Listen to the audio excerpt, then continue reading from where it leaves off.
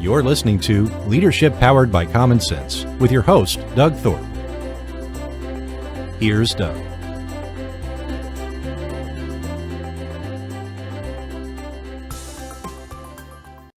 And with that, folks, we're going to welcome you to another episode of Leadership Powered by Common Sense. I'm Doug Thorpe, your host.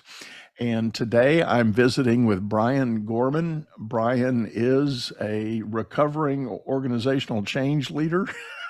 If I'll put that on him and we'll clean it up in a minute here. But we're going to have a talk about that mystery of change. I certainly run into it with a lot of my clients. They say they want their organization to change. Maybe it's because of a perceived need for a response to a market shift or a regulatory shift or a lot of things that might be out there in the dynamic of running a business. But today we're going to lean into the whole challenge that faces, and we're going to talk a little bit about what leadership may look like in the future. So again, Brian, welcome to the show, and thank you for sitting in with us. Tell us a little more about your background, where you came from and how you shaped into the focus that you've got now. It's a 5-decade-long plus journey, Doug, so I'll try to make it quick. It actually began as a freshman at Syracuse University in 1967-68. I went to Syracuse as an introvert and as an Eagle Scout, and I went with a commitment to self that I was going to change my relationship to the world around me. So I volunteered. I joined a fraternity, first of all, because any good introverted Eagle Scout would join a fraternity, right? Sure. It fits the job description just fine. Well, the fraternity I joined was Alpha Phi Omega, which is the National Service Fraternity. Service organization, sure. And so I started doing youth work on the Onondaga Reservation outside of Syracuse. And at the time, the university mascot was a Native American, which was portrayed at athletic events and other events by Caucasian fraternity brothers in their Hollywood garb of Native American dress, pretending to be drunken Indians. And very quickly, I realized that basically this was wrong, and began an effort over the next 4 years, really, to try to get the university to change the mascot, to launch a Native American Studies program, because they were in the heart of the Iroquois territory. And I didn't accomplish anything except to get one undergraduate anthropology course in Native American Studies. It took the Onondaga Nation another 10 years to get the university to change the mascot, but in me was this thing that was activated around making change happen. And that's been my catalyst ever since. That has been the thread through my career. I think everyone listening has probably in one form or another said to themselves, change is hard, we hate change, we don't like change. In all your work and studies, and this may be just too grand a question, but why do you think the human being doesn't like change? Historically, I was an organizational change management consultant. And one of the things that I learned along the way is there is no such thing. Organizations don't change. People change. And whether we're taking Merck through a global transformation or we're taking Doug through a transformation into the next phase of his life, it's the same journey. That is at the heart of all of the work that I do, is how do I move through whatever is this change I have to make in my life? For many years, it seemed to me that leadership was behind where it needed to be. If you look at a lot of what Peter Drucker was writing, even in the 1990s, if you look at Douglas McGregor's Theory X, Theory Y, COVID really was the catalyst that led the worker bee, if you will, to say, I'm not going to worker bee the way I did anymore. Right. And with that, leadership needs to look at their role differently if they are to continue to lead their organization successfully. Change is hard. One of the things we don't talk about a lot with change that makes it hard is, even if this is the most incredible change that I can think about in my life, I have to give something up. I have to let go of something that is in order to make something space for what will be. And that letting go is hard. Change requires us to pay attention, to be present. And our human bodies are not made to be present all the time. I mean, we survive because so much of what we do is just driven through our unconscious. That gets in the way when we try to make change. And so we have to shift our consciousness. And again, that's hard. We have to look at ourselves and question those things that we think are facts of life that aren't. They're fictions that maybe we heard from kids in the playground, or from our teachers or our parents or our religious leaders, that have guided us to the point where we are, the way we are living our lives now. And we have to call those things into question. All of that is hard. Yeah, I do think about that aspect of, I call it programming, that we get, whether it's in school or the culture around us or the society we've grown up in. And I think we are seeing that manifested in the headline news everywhere. People are speaking out based on whatever programming they've received. And I, for one, believe that's causing a lot of the friction that we've got in society right now. And very little of the dialogue is about making it better, but it's about making others adapt to whatever your agenda may be. It's the world according to me. Yeah. Well, let's leave the political stage aside and for another show to do, but let's talk about how this manifests itself in the context of a business. Whether it's a large business or a small business, it's certainly my belief that these same dynamics come to play. And you said in our intro that organizations don't change, only people change. So I did. Elaborate on that a little bit. Well, I want to tie that to another statement that I often make that sets people back a little bit. Organizational culture does not exist except inside the people of the organization. You might have cultural artifacts like the celebrations, the probably not so much anymore, but the coffee room and the whatever. But culture itself, how people show up, how they interact with one another, how they relate to clients, how they relate to the organization, how they think about their jobs, how they do their jobs, that exists inside of the people of the organization.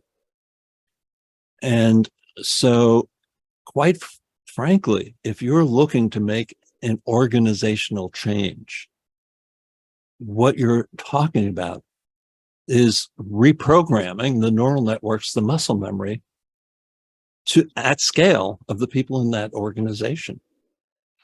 And that ain't easy. And out on the front end of the food chain, I'll mention the entrepreneur that has opened the doors on a business. They've got some great idea or product or creation that they want to bring to the world.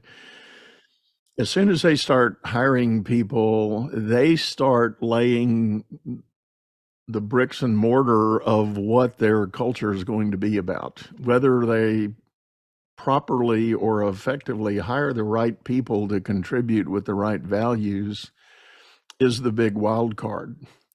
And I can't tell you how many times I've run into entrepreneurs who have been up and running a couple of years, and they realize that, for good or bad, they don't have the right people on the team.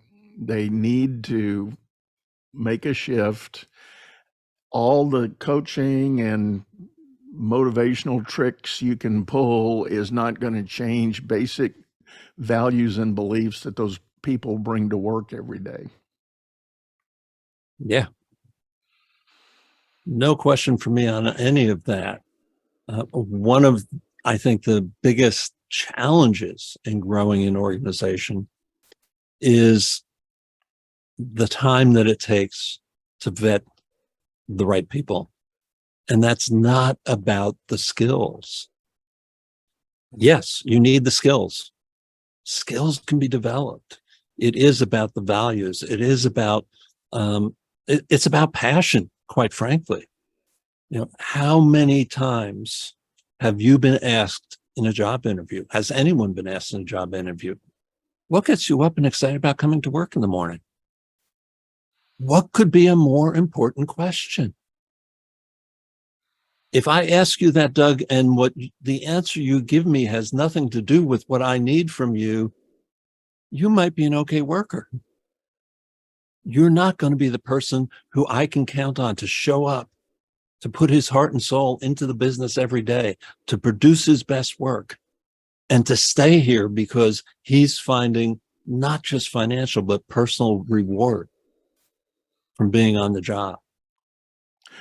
And that is a huge challenge for leaders, trying to identify that right talent. And I have spoken about this several times before on my show, but I share the experience of going through the financial crisis of 2008, 2009, and working with creating an organization to help job seekers. But for me, the big takeaway from that experience, and I've got a data sampling of about 4,500 candidate profiles to pick from. What I discovered when I analyzed the data, it was easy to draw boundaries around three basic types of people that came to our program.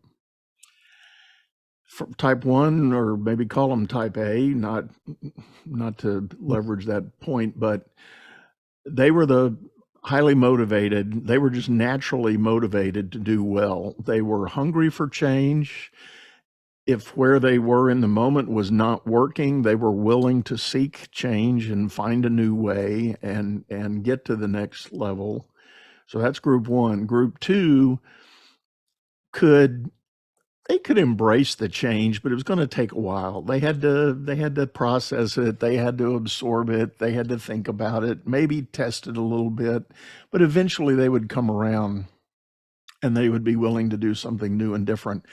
And then the third group was the chronic, habitual, I am who I am, you can't change me, I'm not going to do this. And what we were trying to provide was new ways to find jobs in a bad market. So it was change. We totally upended the traditional resume. We totally revamped social media.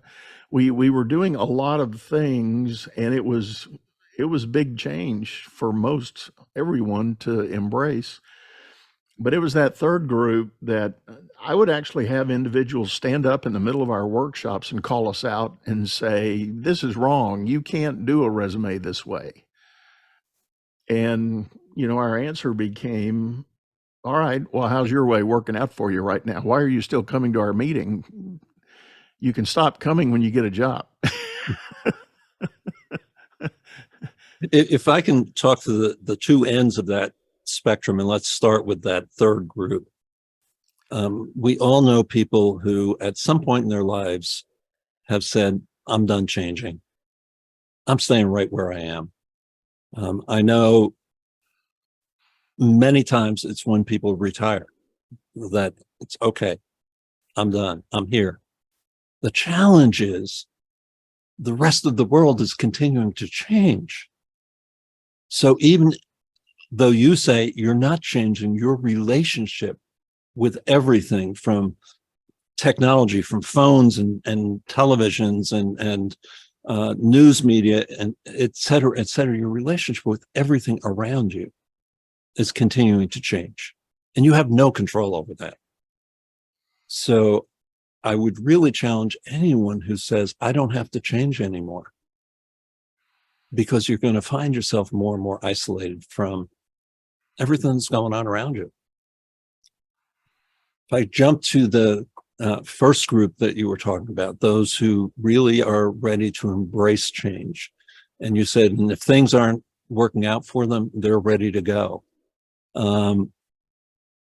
Whenever I'm working with organizational leaders who are looking to make change in their organizations, the warning I give them is this: if you don't pay attention to the best people, those who are most capable of making change, if you screw this up, they may be your best, they may be your brightest, they're also going to be your first out the door, because Right. they don't have to stick here while you muck around and muck around and muck around with it.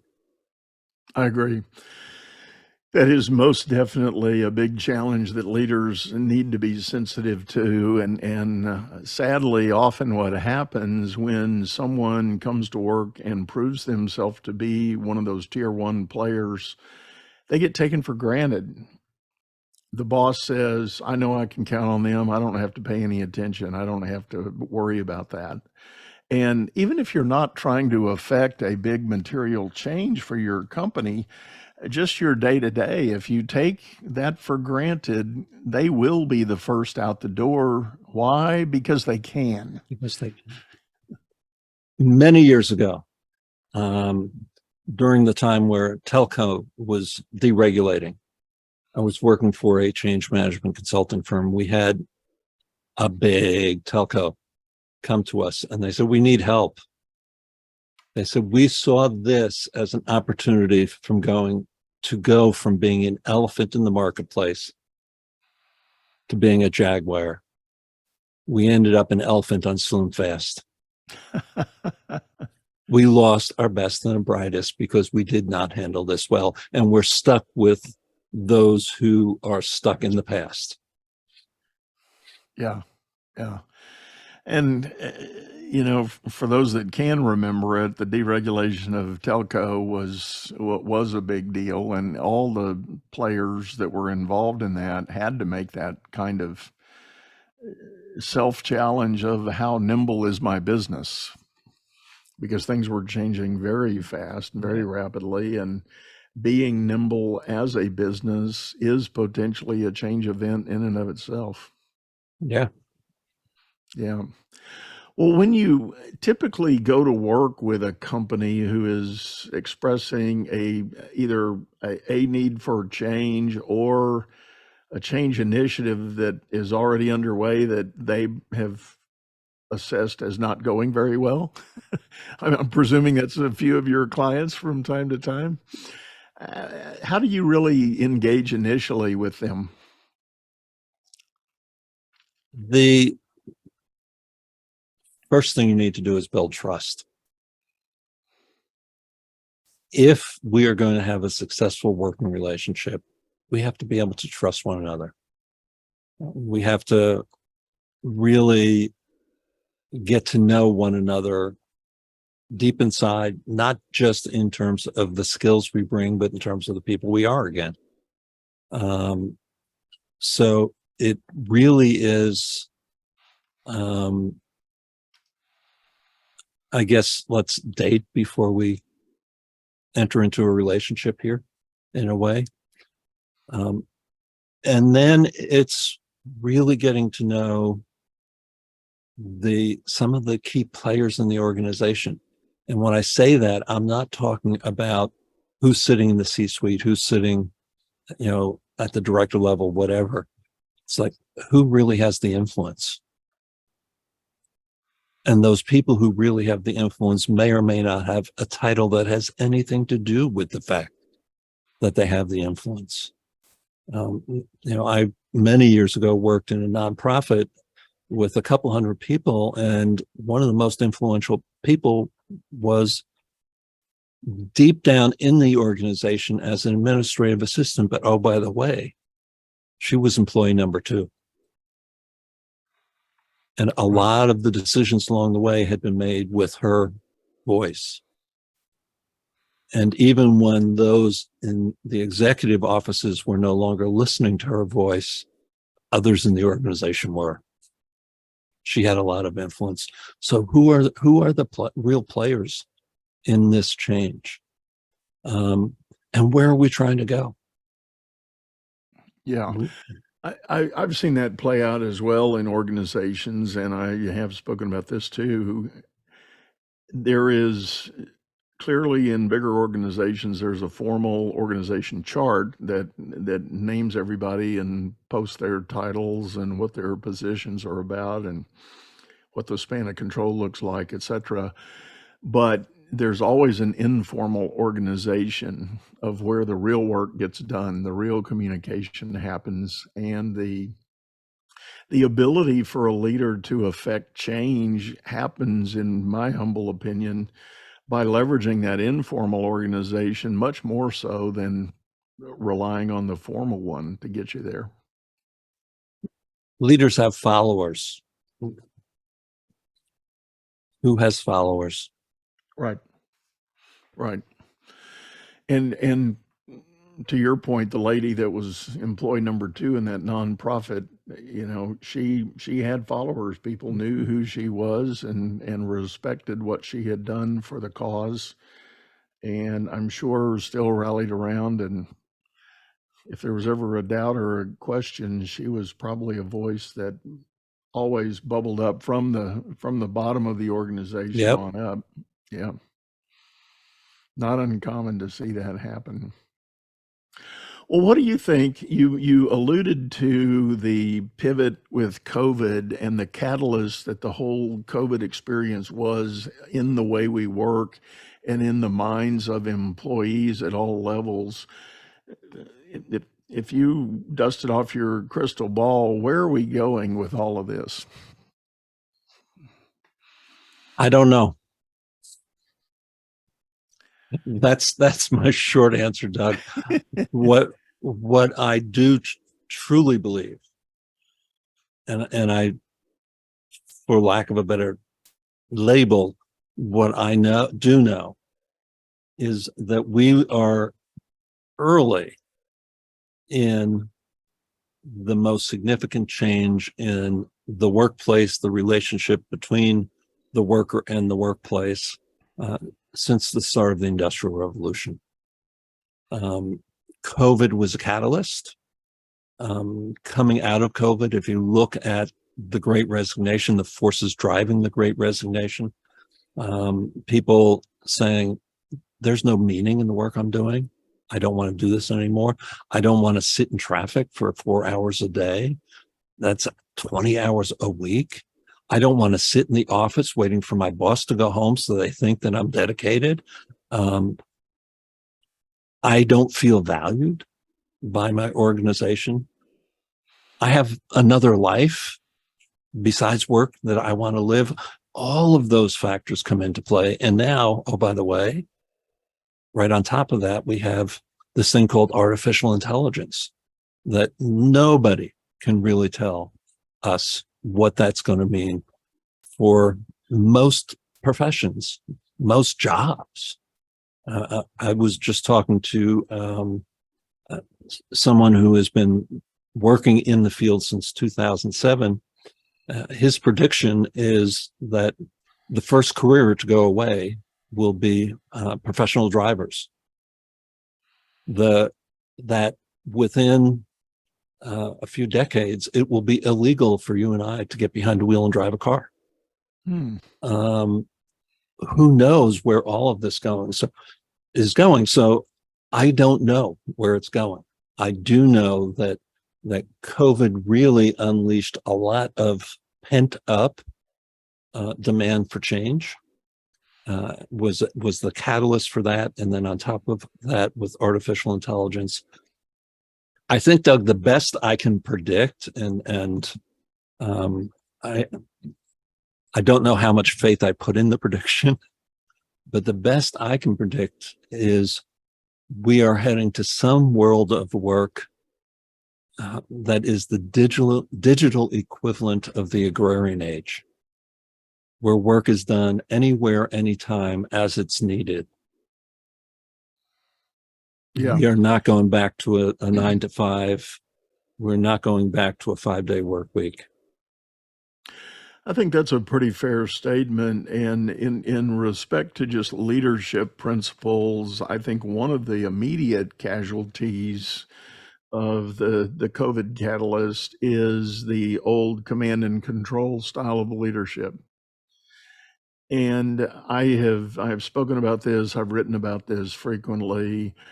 There will still be moments where command and control is an appropriate situation. And the most classic I can point to is if I need heart surgery, I darn well want my surgeon to be in control of everything going on in that OR. So that's a fine example of command and control, and that's as it should be for the moment. I'd almost want to challenge you on that. Okay, let's do that. We talk about command and control, and we tie it to the military. If you go online and do a Google search for commander's intent, it's a long-standing principle in the Marines, which we think of as the ultimate in command and control, right? That when you're in the battlefield, no battle plan is going to go according to action, to plan. No battle is going to go according to battle plan. What's important is, what is the intent?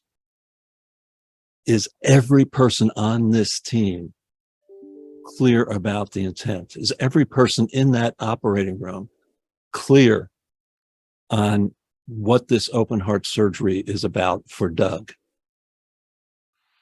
Because the anesthesiologist or a scrub nurse or someone else can see something going wrong before that surgeon in charge. And they should be able to do what it takes to make it right in the moment. Okay, I hear you, and I do agree. I think that's true. And I will add to that, you are right. I think we traditionally, when we hear the term command and control, we do immediately think about the military. But there's an interesting dynamic, and there will be plenty of veterans listening to this, and they know what I'm getting ready to say. The teaching in the military schools about leadership and command actually has been based on the principle of servant leadership for much longer than the modern business world has ever embraced it. Amen. And it is a principle that the commander is there to serve their troops. Where do you think we got the idea the leader eats last? Yep. That's exactly where it came from. And, those best leaders in the military exude that kind of servant attitude about their command, and they are not relying on the rank on their collar to get things done. They're relying on the relationships they build with their troops to get I things was done. a basic military training instructor in the Air Force from 1972 to 1976. Now, first of all, I was not your typical military training instructor. I'll concede that right away. I had been drafted out of graduate school, so I had an undergraduate degree. I was not a career military, which was typically the requirement. But my responsibility, as I saw it, was exactly what you're talking about. It was to support every one of those 48 trainees in becoming successful as an airman. And it took getting to know them, not just giving them orders, but getting to know them. How do I work with this trainee who has been with us for 2 days, who's standing there in front of me telling me, I don't work for them, they work for me, because he's refusing to take orders from a person of color. How do I work with him Yeah, I can say you will work, you will take orders. But the best we're going to get out of that is compliance. I have to understand where he's coming from, why he's coming from there, and help him see the value of looking at the world a different way. Right. And Right. oh, by the way, he and that person of color became incredible team leaders together. Yeah. Yeah. But that's servant leadership. Right. And I think the way that ends up playing out is being able to tap into something I call discretionary effort. Everybody walking the face of the earth has at least two modes of operation. You can show up and you can do the bare minimum, your word compliance. I'm complying with the expectations of my job, so that's my bare minimum. I'm going to punch the clock. I'm going to get my widgets out the door, and when I leave at 5 or 6, whenever I'm done for the day, quote, quote. But the second gear and the more effective gear that leaders should be striving to tap into is this thing I call discretionary income, discretionary effort. The ability to go the extra mile, give the extra 10, 20, 30% because you're committed, you believe in the effort, you really see the good, the greater good that can be accomplished, and you're willing to show up and give that extra effort. Amen. And in my book, a real leader is able to figure out person by person how to tap into that bank of willingness to contribute discretionary effort. All the way to the front line. Right. All the way to the front line. Right. How is this job that I have on the front line of this organization contributing to the greater good that this organization is about? An incredible study years ago of custodians in a hospital that I think illustrated that story perfectly. Some of them, they did their job. They cleaned the patient rooms. They cleaned the hallways. They clocked in. They worked until it was time to clock out. Others would come in, they'd get their work done, and then they'd go visit the patients who didn't have visitors. The researcher was following one who walked in, and the first thing, every time this custodian walked into a patient room, they would look at the ceiling. And the researcher said, "What are you doing?" They said, "What do you think the patient is looking at all day?"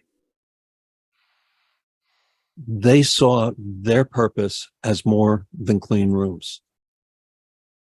Right. So the leader can tap into that at any level of the organization. And oh, by the way, it's those people on the front lines, those people who interact with your clients, your customers, your patients. They're the ones on which your reputation depends. Right. And as it's often been said, that's where your brand value comes from. And you can spend, if you're the owner of the business or the senior executive of a company, you can spend thousands and thousands, if not millions of dollars trying to hammer out a statement of what your brand value is and what you aspire it to be. But if your team doesn't live, eat, and breathe what that is, or more importantly, to your point, through their actions, they don't demonstrate daily what it is to be that, you don't have it. It doesn't matter what you put in the brochure. You don't have that brand. Yep. Plain and simple.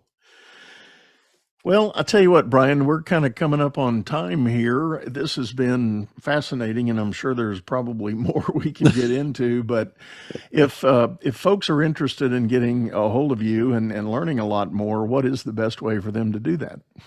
So I am on LinkedIn, of course, Brian Gorman. Brian, Brian, @ transforminglives.coach is my email.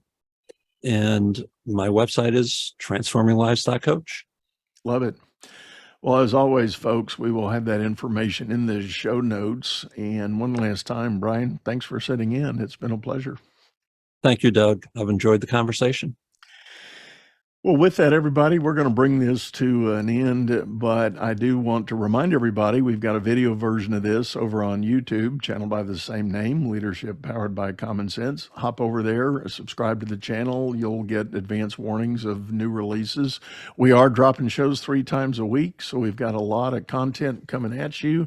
We are available on all other streaming platforms, so check us out wherever it's convenient. And last thing, I want to mention that if you or someone you know could be a good guest for our show, drop me a line. Let me know that. My contact info is in the show notes as well. And with that, I'm going to say goodbye. Go out there and make it a great day. You've been listening to Leadership Powered by Common Sense, hosted by Doug Thorpe. If you would like to know more about the coaching and advisory services he provides, visit dougthorpe.com.